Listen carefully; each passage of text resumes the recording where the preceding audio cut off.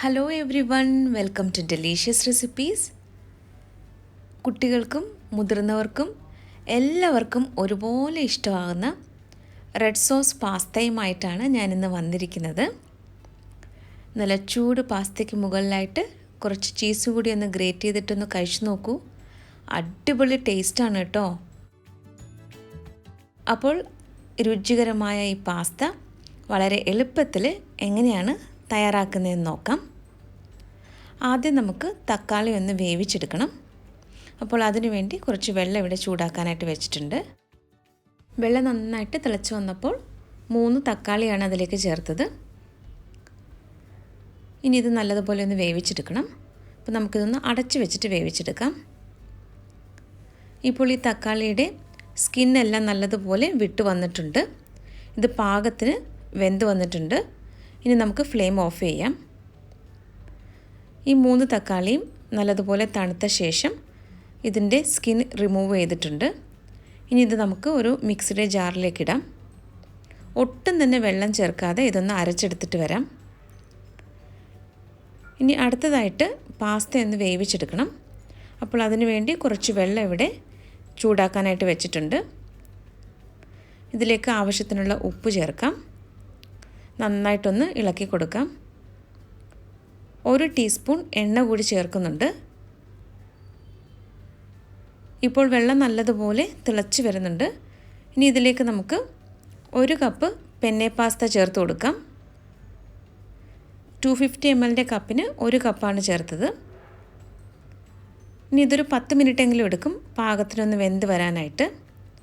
ഈ പാസ്തയുടെ കവറിന് മുകളിൽ തന്നെ ഇതിൻ്റെ കുക്കിംഗ് ടൈം എഴുതിയിട്ടുണ്ടാവും.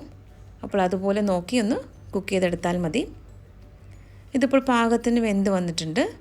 ഞാനിപ്പോൾ വെള്ളമൊക്കെ ഊറ്റി കളഞ്ഞിട്ടുണ്ട്. ഇതൊരു സ്ട്രെയിനറിലേക്ക് മാറ്റിയിട്ടുണ്ട്. ഇതിന് മുകളിലായിട്ട് കുറച്ച് തണുത്ത വെള്ളം ഒഴിച്ചു കൊടുക്കാം. ഇത് പാസ്ത ഒട്ടിപ്പിടിക്കാതിരിക്കാൻ വേണ്ടിയിട്ടാണ്. ഇനി നമുക്ക് ഈ പാസ്ത എങ്ങനെയാണ് തയ്യാറാക്കുന്നതെന്ന് നോക്കാം.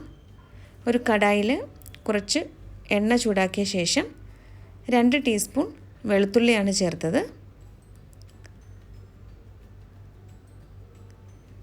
വെളുത്തുള്ളി ചെറുതായിട്ടൊന്ന് വഴന്ന് വന്ന് കഴിയുമ്പോൾ നമുക്ക് സവാള ചേർത്ത് കൊടുക്കാം. ഒരു വലിയ സവാളയുടെ പകുതിയാണ് ഇപ്പോൾ ചേർക്കുന്നത്. ഇപ്പോൾ സവാള പാകത്തിന് വഴന്ന് വന്നിട്ടുണ്ട്. ഇനി നമുക്ക് നേരത്തെ മിക്സിയിൽ അരച്ചെടുത്ത തക്കാളി ചേർത്ത് കൊടുക്കാം. ഇനി ഇത് നന്നായിട്ടൊന്ന് ഇളക്കി കൊടുക്കാം. ഇത് വളരെ എളുപ്പത്തിൽ നമുക്ക് തയ്യാറാക്കിയെടുക്കാം. കുട്ടികളുടെയൊക്കെ ഒരു ഫേവറേറ്റ് ആണല്ലോ ഈ പാസ്ത എന്ന് പറയുന്നത്. ഇതിപ്പോൾ നന്നായിട്ടൊന്ന് മിക്സ് ചെയ്തെടുത്തിട്ടുണ്ട്. ഇനി ഇതിലേക്ക് 1/2 ടീസ്പൂൺ മുളക് പൊടി ചേർക്കാം. അതുപോലെ തന്നെ 1/2 ടീസ്പൂൺ കുരുമുളക് പൊടിയും ചേർത്തിട്ടുണ്ട്.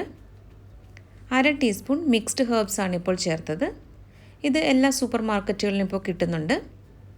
ഇതെല്ലാം കൂടി നന്നായിട്ടൊന്ന് മിക്സ് ചെയ്തെടുക്കാം. കുട്ടികൾക്ക് വേണ്ടിയിട്ടാണ് പാസ്ത തയ്യാറാക്കുന്നതെങ്കിൽ മുളക് പൊടിയുടെയൊക്കെ അളവ് അവരുടെ സ്പൈസ് ലെവലിനനുസരിച്ച് അഡ്ജസ്റ്റ് ചെയ്യണം. ഇനി ഇതിലേക്ക് 1 ടേബിൾ സ്പൂൺ ടൊമാറ്റോ കെച്ചപ്പാണ് ഇപ്പോൾ ചേർത്തത്. ഇത് നന്നായിട്ടൊന്ന് മിക്സ് ചെയ്തെടുക്കാം. ഇത് നല്ലതുപോലെ ഒന്ന് കുക്ക് ചെയ്തെടുക്കണം. അപ്പോൾ നമുക്കിതൊന്ന് അടച്ച് വെച്ചിട്ട് ഇതൊന്ന് കുക്ക് ചെയ്തെടുക്കാം. ഇനി ഇതൊന്ന് തുറന്ന് നോക്കാം. ഇതിപ്പോൾ പാകത്തിന് കുക്കായി വന്നിട്ടുണ്ട്.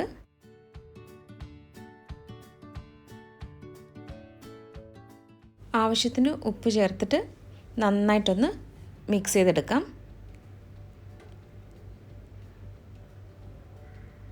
ഇനി ഇതിലേക്ക് വേവിച്ച് വെച്ചിരിക്കുന്ന പാസ്തയാണ് ചേർക്കാനുള്ളത്. ഞാൻ 1 കപ്പ് പാസ്തയാണ് വേവിച്ചെടുത്തത്. അപ്പോൾ ഇനി ഇത് നന്നായിട്ടൊന്ന് മിക്സ് ചെയ്തെടുത്താൽ മാത്രം മതി.